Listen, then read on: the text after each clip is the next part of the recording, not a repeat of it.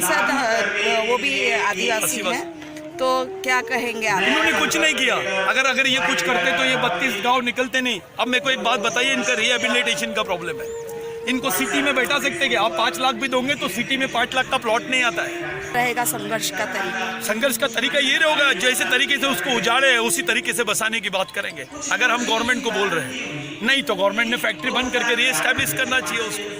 अच्छा, अगर गवर्नमेंट को ऐसा लगता है कि जो फैक्ट्री बनी है, जो कंस्ट्रक्शन ऑफ फैक्ट्री हुआ है, it is against the constitutional provisions which are claimed under 5th schedule, अगर वो उसके खिलाफ में है तो गवर्नमेंट ने उसको ओबे करना चाहिए, क्योंकि गवर्नमेंट की जवाबदारी है कॉन्स्टिट्यूशनल प्रोविजंस की रक्षा करना। सर, चुनाव लोग आंदोलन चलाएंगे, फैक्ट्री को हम चलने नहीं देंगे जब तक कि हमारा सोल्यूशन नहीं निकलता। आपका नाम बता दीजिए। सतीश पेन्नाम। मैं सेल्फ रिस्पेक्ट मूवमेंट चलाते हैं, बिरसा ब्रिगेड चलाते हैं, जैस चलाते हैं, हमारा एक यूनियन है आदिवासी विचार मंच, ये सब पूरे देश भर में चालू है, 12-13 राज्यों में काम करता है। एक कैडर बेस है। मैं मिशनरी आदमी हूँ, मैं कोई पॉलिटिकल आदमी नहीं है, लेकिन मैं पॉलिटिकल आदमी नहीं होने के बावजूद भी पॉलिटिकल स्टेटमेंट इसलिए दे रहे हैं क्योंकि हमारे लोग बेचारे इलिटरेट हैं, उनके लिए हमको सामने आना पड़ेगा। और अभी ऐसा नहीं है कि आदिवासी समाज का नेता बोलेगा, समाज का पढ़ा लिखा आदमी, ऑफिसर, कर्मचारी, विद्यार्थी, सभी लोग इस बात से बहुत ये है।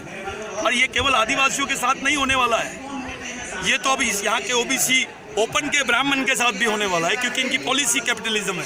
कैपिटलिज्म कभी देखता नहीं है, वो मुनाफा देखता है।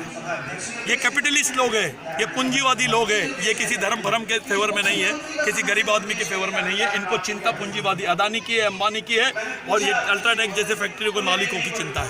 इनको आम जनता की और संविधान की चिंता नहीं है। अगर होती तो ये लोग परमिशन नहीं देते। सरकार, सर आप मैसेज क्या देना चाहेंगे सरकार को? सरकार ने अनकॉन्स्टिट्यूशनल ट्रैक से बाहर आके कॉन्स्टिट्यूशनल ट्रैक का प्रमाण देना चाहिए। ये संवैधानिक है, वो देश के संविधान को मानते, इस बात का उन्होंने ये देना चाहिए, बयान देना चाहिए। खुली डिबेट के लिए आइए। सर, क्या ग्राम सभा की अनुमति नहीं ली गई? नहीं मिली थी, ग्राम सभा की अनुमति ली नहीं, और जबरदस्ती में इन्होंने साइन करवाया है। 5 साइन करवाया है। हाँ जी, कलेक्टर ने जो 5 शर्तें रखी थी, हाँ वो बताएंगे सर? अरे 5 शर्त की बात ही मत पूछो। कलेक्टर ने एक बात बोल दी, आप वो अल्ट्राटेक फैक्ट्री में नहीं जाओगे, कुछ नहीं करोगे। ये प्रोग्राम में पुलिस जो आई है, ये उसके प्रोटेक्शन के लिए आई है, आदिवासियों के प्रोटेक्शन के लिए नहीं आई है। इनको कोई आदिवासी से, इनका सब्जेक्ट ही नहीं है आदिवासी।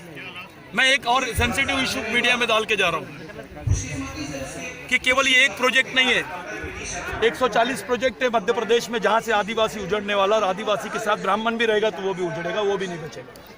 और ये गवर्नमेंट सुपर प्लानिंग कर रही है इसकी। सबसे ज़्यादा एनआरआई लोगों ने पैसा लगाया है यहाँ पर। जो इन्वेस्टमेंट हुआ है मध्य प्रदेश में, वो लैंड एक्विजिशंस पे हुआ है।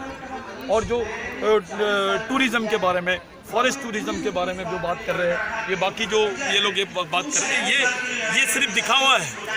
कितने लोगों को रोजगार मिला है? सबसे ज़्यादा अनएम्प्लॉयड मध्य प्रदेश में है, उसमें रेशियो जो है ट्राइबल का वो सबसे ज़्यादा है।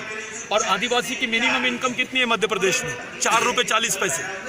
4 रुपये 40 पैसे में कैडबरी चॉकलेट नहीं आती है। रोटी कहाँ से लाओगे बताइए? तो ये बुनियादी बात है। इन प्रश्नों पे कोई बात नहीं कर रहा है, इग्नोर हो रहे हैं। बेचारे बलात्कार का शिकार होते हैं, वो कुपोषण का शिकार हो रहे हैं, उनके साथ में उनको रहने को जगह नहीं है, उनको काम नहीं है भाई। अरे मजदूरों को काम नहीं है, मजदूरी के लिए बैठे रहते हैं ठिये पे। 70% मजदूर रोज वापस जाते हैं ठिये पे, उसका सर्वे नहीं है गवर्नमेंट के पास, लेकिन रामदेव बाबा की चिंता है उनको। ये कौन सी बात कर रहे हो भाई? ये टोटल कैपिटलिज्म है। ये यहाँ पर इंडस्ट्रीज बुलाती है, लेकिन कभी यहाँ के गरीब आदिवासियों को, ओबीसी को, ब्राह्मण ही सही, मजदूर सही, क्रिश्चियन सही, सबको बुला के कभी बात की गवर्नमेंट ने? कोई सोशल डायलॉग हुआ है गवर्नमेंट का?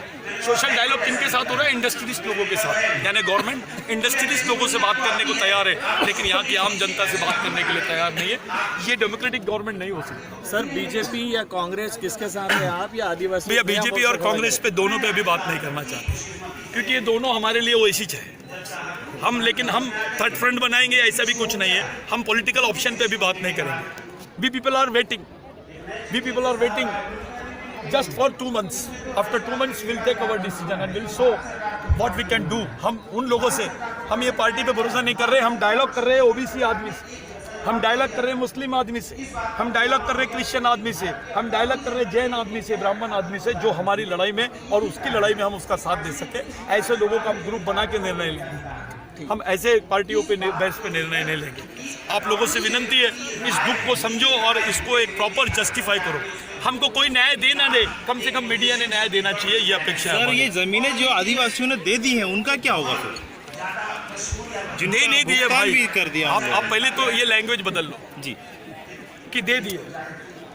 ये जमीन जो आदिवासियों से ले लिए जी, ऐसा स्टेटमेंट होना चाहिए, क्योंकि दिया ही नहीं आदिवासियों ने जमीन, बिल्कुल गलत। इन्होंने लिए है उससे पूछ के सर्वे किए, उससे पूछ के आपने प्रोजेक्ट लाए, उससे पूछ के उसका कॉग्निजेंस लिए आपने कोई कॉन्स्टिट्यूशनल बाइंडिंग नहीं किया और बिल्कुल डिक्टेटरशिप शुरू हो गई। It is state dictatorship.